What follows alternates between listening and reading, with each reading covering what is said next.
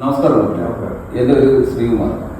വീട്ടിലെ ഈ സമൂഹ മാധ്യമങ്ങളിൽ ഈ നടുവേദന മുട്ടുവേദന ഒരു ദിവസം കൊണ്ട് 2 മിനിറ്റ് കൊണ്ട് മാറുമെന്നൊക്കെ പറഞ്ഞ് ഇങ്ങനെ ഒരുപാട് വീഡിയോസും ഒക്കെ ഇതിനുണ്ട്. അതിനെപ്പറ്റി ഇവർക്കുള്ള അഭിപ്രായമാണ്.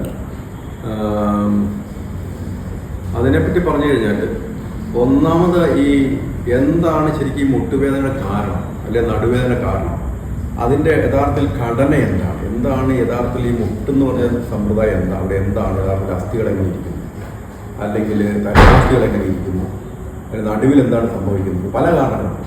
ഇപ്പം യഥാർത്ഥത്തിൽ ഇപ്പോൾ ഒരു രോഗി വന്നു കഴിഞ്ഞാൽ നമ്മൾ മുട്ടിന് വേദനയുണ്ടോ നടുവിന് വേദനയുണ്ടോ എന്ന് മാത്രം ചോദിച്ചപ്പോൾ എന്തൊക്കെ കാരണങ്ങൾ അവർക്ക്, അതായത് എല്ലാ സന്ധികളിലേക്ക് വിഷമങ്ങളുണ്ടോ, അല്ലെങ്കിൽ ഇടയ്ക്കിടയ്ക്ക് പനി വരുന്ന വിഷയങ്ങളുണ്ടോ, അങ്ങനെയുണ്ടോ, അല്ലെങ്കിൽ ദഹന സംബന്ധമായിട്ട് പ്രശ്നങ്ങളുണ്ടോ, അല്ലെങ്കിൽ നമ്മളിപ്പോൾ മൂത്രം ഒഴിക്കുമ്പോൾ ഉള്ള ബുദ്ധിമുട്ടുകളായിട്ടുണ്ടോ, ഇങ്ങനെയുള്ള എല്ലാ കാര്യങ്ങളും ചോദിച്ചിട്ട് അങ്ങനെയുള്ള വിഷയങ്ങളുണ്ടെങ്കിൽ അത് അങ്ങനെയുള്ള ഡോക്ടർമാരെടുത്ത് പോയിട്ട് അതൊന്നും അല്ലെങ്കിൽ കാരണമെന്ന് ബോധ്യപ്പെടുത്തിയതിന് ശേഷം മാത്രമേ ഇപ്പോൾ ഉള്ള സമയങ്ങളിൽ ചികിത്സകൾ കൈകാര്യം ചെയ്യാൻ പാടുള്ളൂ. കാരണം ഇപ്പോൾ സയൻസും അങ്ങനെ തന്നെ വളർന്നു.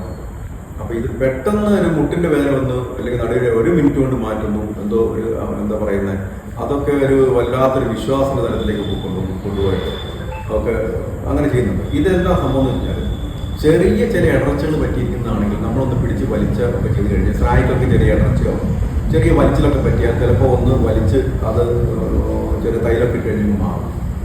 പക്ഷേ നല്ല ഇപ്പോൾ തരുണാത്തിക്ക് ക്ഷതം പറ്റുക അല്ലെങ്കിൽ ലിഗമെന്റ്സിനോ ടെൻഡൻസിനൊക്കെ വരുന്ന സമയത്തുള്ള ഇഞ്ചുറികൾ, അത് എത്ര ശതമാനം ഇഞ്ചുറികൾ, ഇതിങ്ങനെയുള്ള കാര്യങ്ങൾ, അല്ലെങ്കിൽ നടുവിന് പ്രൊലാപ്സായി നിൽക്കുന്ന അവസ്ഥ, വലിച്ചിന് ഇരിക്കുന്ന അവസ്ഥ, ക്ഷതം പറ്റിക്കുന്ന അവസ്ഥ, ഇതിലൊക്കെ ഇങ്ങനെയുള്ള ചിലപ്പം ഇത് പെട്ടെന്ന് റിലീസ് ചെയ്യാൻ പറ്റുന്ന മാർഗങ്ങൾ നീർക്കെട്ടൊക്കെ വന്ന് കല്ലിച്ചിട്ടുണ്ടെങ്കിൽ ചിലപ്പോൾ അത് പെട്ടെന്ന് അധികരിക്കാം.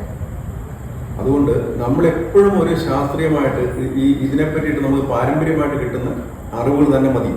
ഗുരുക്കന്മാർ പറഞ്ഞു തന്നിരിക്കുന്ന അറിവുകൾ തന്നെ മതി. ഇപ്പം നീർക്കെട്ട് നന്നായിട്ട് വന്ന് പഴകിയിരിക്കുന്ന ഒരു വിഷയമാണ്. അത് പെട്ടെന്ന് വലിക്കാനോ അല്ലെങ്കിൽ പിന്നെ ഞെട്ടിക്കുന്ന സമ്പ്രദായങ്ങളൊക്കെ അങ്ങനെയുള്ള കാര്യങ്ങളൊന്നും ചെയ്യാൻ പാടില്ല. പെട്ടെന്ന് ചെയ്ത് കഴിഞ്ഞാൽ ഈ നീർക്കെട്ടായി നിൽക്കുന്ന സമയത്ത് ഇത് വേദന അസ്വസ്ഥത കൂടും.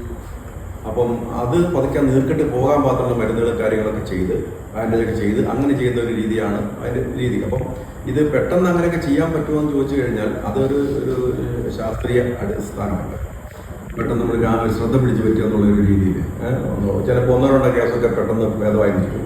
പക്ഷേ അതിനകത്ത് വരുന്നവർ 10 പേരിൽ 9 പേരും വരുമ്പോൾ അവർക്ക് ഇതൊരു പ്രായോഗികമായിട്ടൊരു ഗുണകരമായ നിലപാടിലേക്ക് ഒരിക്കലും വരത്തില്ല.